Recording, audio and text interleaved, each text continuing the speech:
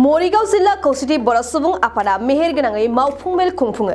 मावफुं मेलनि गेजेरजोंनो 20 नबेम्बराव मावथि जथुम्मा खुंफुंनोबो साखाफारा जायो। दासान्दि बर' खौसेथि सुबुं आफादा आसामनि दाब दाब जायगायाव मावथि जथुम्मा खुंफुंगासिनो। थांखिया बर' हारिनि माखासे जेंना हा-हुनि जेंनाफोरखौ लानानै सावरायनाय। बेखौनो मरिगाव जिल्लायावबो खुंफुंनांगौनि थाखाय मरिगाव जिल्ला खौसेथि बर' सुबुं आफादा मोनसे मावफुं मेल लानाय जायो। बे मावफुं मेलनि गेजेरजोंनो बोहैथि दाननि फैगौ 20 अक्ट' खालारखालि मावथि जथुम खुंफुंगोन साखाफारा खालामनाय जायो। आरो बे मावथि जथुम्मायाव माखासे गोनांथार आयदाखौ लानानै सावरायगोनखाय टिवा अट'नमास काउन्सिलनि EM, GM आरो BKWSनि मावफुं सोद्रोमाफोरखौ लोगोआव गुबुन गुबुन गौथुम आफादफोरनि जिल्ला थाखोनि दैदेनगिरिफोरखौबो हांख्राय हरगोन होननानै मिथिहोदों। बेनोदि दुलाराय जोंनि खौसेथि बर' सुबुं आफाद मिरु आफाद जायखौ जों बुङो बे आफादजों जोबोर मरिगाव जिल्ला खौसेथि बर' सुबुं आफादा लोगोसे आरो जथायै माने मावफुं आफाद मोनसे खुंनो आखायाव लादो। जों मिरुखौ खावलायदों जे जोंनि तारिखखौ मा तारिखखौ जों खुंबा गाहाम जागोन। नाथाय दा बिथांमोननि बायदि बायदि जिल्लाफोरावहा प्रग्रामफोर थानायखाय आरो दा मिथिनायाव आफादगिरि बिथाङाबो काछाराव माने सिलचराव थांगोन। बेहा जोंनि जिहेतु रियांफोर बर' रियांफोर दं माने बिथांमोननिनो माने जिथु आर्मस माबा लेडाउन खालामनाय माबाफोरनि जोंनि रियांफोरनि जिथु आन्डारग्राउन्डनि संगठन दंमोन आरो बिथांमोननि माने आर्मस लेडाउन खालामनायनि मोनसे प्रग्राम लादो 12 तारिखैनो। बेनिखायनो बेवहा बिथांमोना थांनायनि कारणे जोबोर 18 तारिखसिमहालागैनो जोङो माने माबाखौ जोंनि बे मावफुं जिथु आफाद बेखौ खुंनो हानाय नङा। 18 तारिखनि उनाव जों जिल्ला हिसाबै जों 20 तारिखखौ दिनखौ जों सायख'दो दिनैनि आफादा जोंनि मरिगाव जिल्ला जिथु मावफुं आफाद बे मावफुं आफादा 20 तारिख देवबार गोलैयो। मानोना देवबार होनबा जोंनि बे बिभिन्न अनुस्थान प्रतिष्ठानाव थानाय जायफोर माने बुद्धिजिबि गोरों गोरा जोंनि मेलेमजिबिफोर दङ बिथांमोनखौ जोबोर लिंथुमनानै जोंनि मावफुं मेलावहाय खावलायगोन। बेनिखायनो बिथांमोना थानो हानाय जों देवबार सानखौ जोबोर नामायदो आरो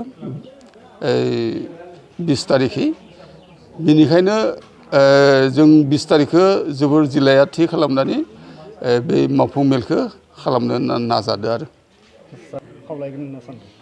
बे मोजां बेयो जों थांखि खादों दिनै जों माने थांखि लाखादो जे जोंनि मरिगाव जिल्लायाव जाफोर माने आफाद दङ जेरै साहित्य सभा बर' साहित्य सभा एबसु बाथौ गौथुम आरो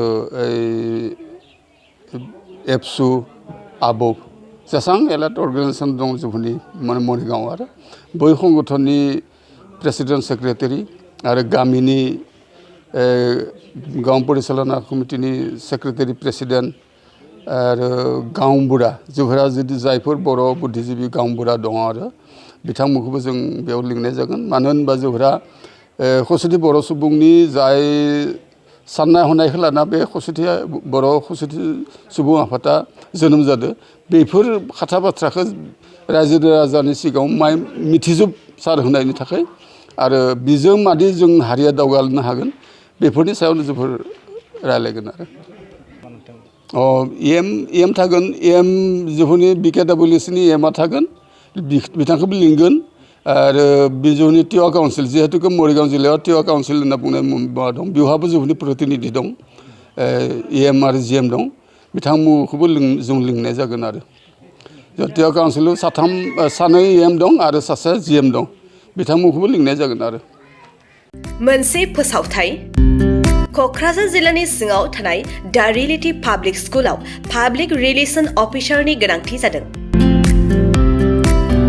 गोसो गुदुं बिजाथिफोरा थाबैनो जगाजग खालामनो हागोन।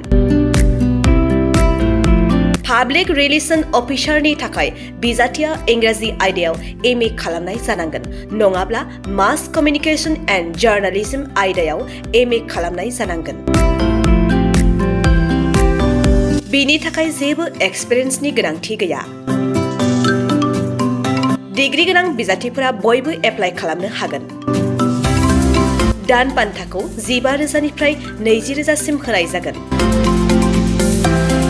गोसो गुदुं बिजाथिफोरा relativepublicschool@gmail.com आव मेसेज हरनो हागोन नङाब्ला 9435293000 जानबुं अनजिमायाव जगाजग खालामहरनो हागोन।